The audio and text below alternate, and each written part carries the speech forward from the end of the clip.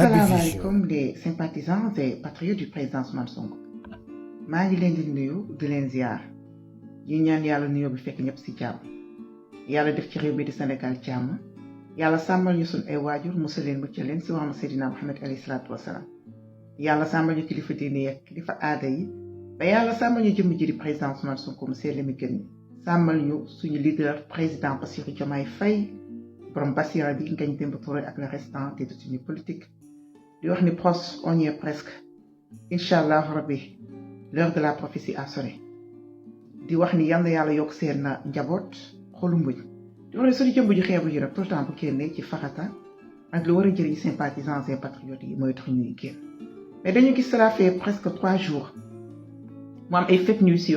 news autant pour man yoo xamante ni dañ koy circuler à savoir libération du président Ousmane Sonko mu seeli mi génn keroog def nañ ko nit ñëpp bàbbeeku daw si kër góor gi ñu koy def di ko def pas plus qu'hier on l'a fait ma bëgg a woon ak sympathisants et patriotes yi di wax ni ñun ñëpp ñoo nam président Ousmane Sonko mu seeli mi ñun ñëpp ñoo bëgg mu génn fa mu nekk mais pros fa mu nekk ca prison boobu moom ak Bassirou Diomaye Faye def nañ fa Naby Vision lu méngoog at wala amaana léegi mu jot ko pour wax leen li ci des ay question de jour la donc ñun lenn moo war a nekk suñu objectif képp kuy sympathisants et patriotes mooy liggéey bi nañ ko gën a matale et que nous restions tous sur nos gardes boo nekkee nit koo xamante ni dafa bëri pexe nit koo xamante ni du wax dëgg nit koo xamante ni complot sàcc fen def lu bon ngeen baal ma ci kàddu gi kooku nga ko séqal loolu dafay demander bataille psychologique moom lay demander et que nous soyons tous sur nos gardes parce que président Ousmane Sonko c'est li ma gën nii moo doon wax ne à chaque fois qu'il y a des choses qui se préparent dañuy créer diversion dernièrement caravane bi gis nañ doole bi ñu am vous pensez que ni loolu arrangé na leen non pourquoi ñu choisir du tic au tac ouverture campagne bi ñi ànd ak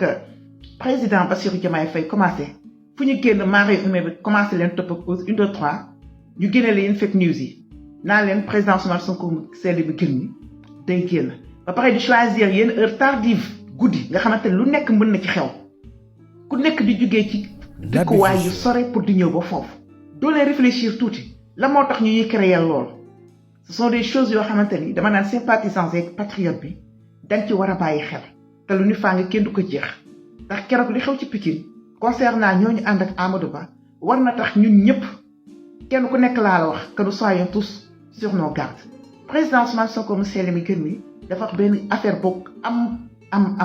maanaa ak doole xëy na yoo xamante ni ñun ñenn ñi duñ ci bàyyi xel pros nee na ñoom ñoo créé woon seen ay loi tappale dugal ko ci kaso bi donc ñoom nan créé waat seen ay loi tappale génne leen foofu nous on n'a pas le droit de nous attarder sur ces genres de choses xam nga moo nekk suñu mbir ñun élection lañ bëgg dañuy téye pros nañ ko fa téye dañuy téye Bassirou Diomaye Faye nañ ko fa téye parce que pros ñaanul ndax tooñu ku tooñ moom mooy ñaan pros ñaanul Bassirou Diomaye Faye ñaanul ñun ñi ànd ak pros ñaanuñu ndax dañu toroxal suñu waay génne ka fu mu doon liggéey foqati chaise suñu leader président Bassirou Diomaye Faye ñun xam nga la moo war a nekk suñu yitte foqati chaise u président Macky Sall teg fa président Bassirou Diomaye Faye bu kenn fàtte ni Diomaye mooy Sonko moom mooy Diomaye loolu moo war a nekk ñun ñëpp suñu objectif donc diversion yi ni gars yi di ñu kall-kallee ñun buñ ci bàyyee ko xel quoi parce que pros nee na nag à chaque fois que mu am lenn loo xamante ne ñoom dañ koy préparer dafa am lenn lu ñuy créer soyons sur nos gardes suñu bët yi nañ ko gën a xippi bu ñu yeggee bu xam te day nekk dañuy xippi nii dóor avant bi match bi fin ñu génne ji président Ousmane Sonko mu seetlu mi gën mi président Bassirou Diomaye Faye génne leen ca kaso ba bu fekkee ne xëy na am ñoom ci seen xel am nañ élégance libéré leen bu ko amul ñu génne leen ca kaso ba rek yóbbu leen ca palais loolu noonu du combat ba bëgg a ñëw aussi ci leneen loo xamante ni su ma ne boo leen xoolee kanam gi sax da ngeen di sentir que je suis un peu énervé parce que da ngay gis de par TikTok majeure partie ci sympathisants et patriotes yi dañuy dem jëli ay jigéen wala soit ay góor yoo xamante ni dañu sol ay yëre initialu parti bii di Benno Bokk Yaakaar ñu leen di tiimale ay micro ces personnes nous disent que ni waaw ñun dañu jox 2000 ñu sol t-shirt yi loolu tax ñu sol t-shirt yi mais ñun Bassirou Diomaye Faye moom la ñuy voter gars yi jël ko di ko tasaare ci est-ce que ci réseau yi est-ce que on a besoin de ça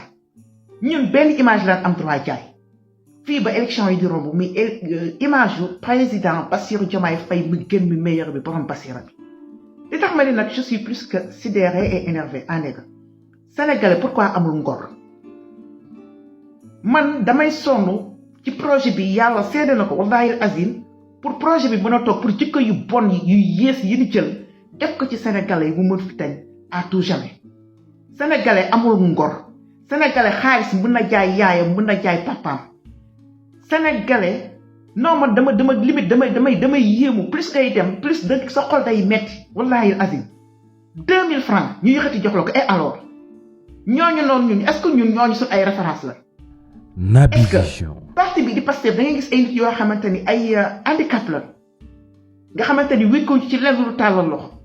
pourtant dañuy sacrifier ci la ñuy def nekk ci projet bi di wër guddi di wër bëccëg ces personnes ce sont des images yoo xamante ni dañ ko war a démontrer partout valoriser leen ñooñu ay vrai jàmbaar la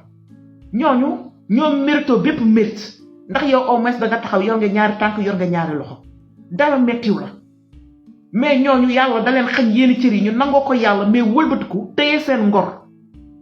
gëm ni seen réew du caaxaan moo koy soppi du foo moo koy soppi mais dëgg fulla ak fayda ñoom ñu gëm ni loolu ñuy def dañ ciy jaamoo yàlla parti bii di projet bii di Pastef projet diine la projet bu noble la projet jaamu yàlla la fii devise am c'est don de soi pour la patrie Pastef yéen boo gis pare na pour am lu mu jël bàyyi ko pour parti bi mën a avancer est-ce que ñun xaalis dañu ñor il ne faut jamais oublier que ni parti bii di Pastef mais ñi ci nekk tout le temps bu parti bi soxlaa da ngay gis ku liggéey yore 500 francs mais di jël 500 francs bi jox ko parti bi pour réew mën a soppeeku yooyu ce sont des images yoo xamante dañ ko war a jël tas ko mais est-ce que on a besoin qu'une femme se lamente en portant benn t-shirt ou je ne sais quoi en disant que ni waaw dañ ma fay yow sàcc moo la fay xaalis yi ni jox xaalis sàcc la xaalis bi ñu sàcc suñu réew yow xañ la li nga waroon a am amaana xaalis boobu ñu sàcc bu ñu ko defoon ci réew mi doo soxla di tàllal loxo sa ngor doo ko jaay alors le problème c'est quoi danga jaay sa ngor ok léegi nga bëgg ñëw layal te man ñiy filmer ñooñu xanaa ñoom tamit duñu xalaat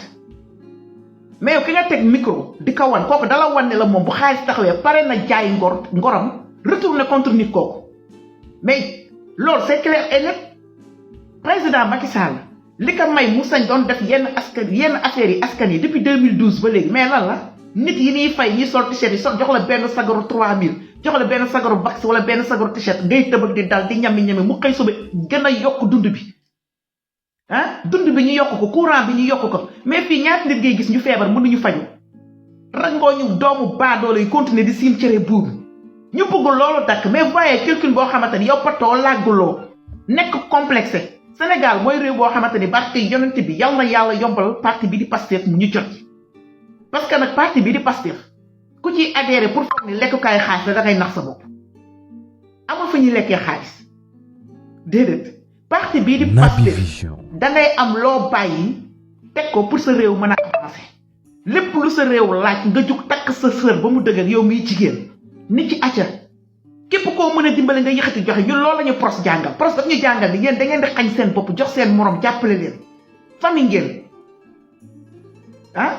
mais nga gis jigéen làggiwul amul benn handicap elle est là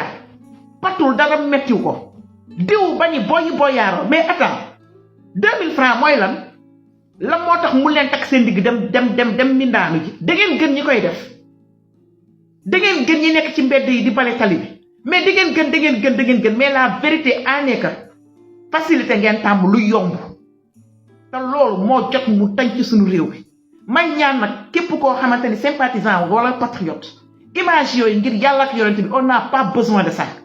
parce que kooku ngeen di wan mu leen di wan ni dafay dugg ci parti Pastef bu duggee la tey ci parti Pastef xëy suba keneen fay ko mu yàq pros lu toll nag keteme on n'a pas besoin de ces personnes parce que yonent bi je suis plus que sidéré sénégalais yi lan mooy problème seen problème ak ngor yow yàlla mi la dundal ba nga nekk xale ba toll ni ngay toll mu lay jox ngay dund mais yàlla ba boo ko wóoloo kooku du la dundal ba keroog ngay sàngoo suuf arrêtez leen s'il vous plaît di teg genre image yooyu te ngeen valoriser image yu président Bassirou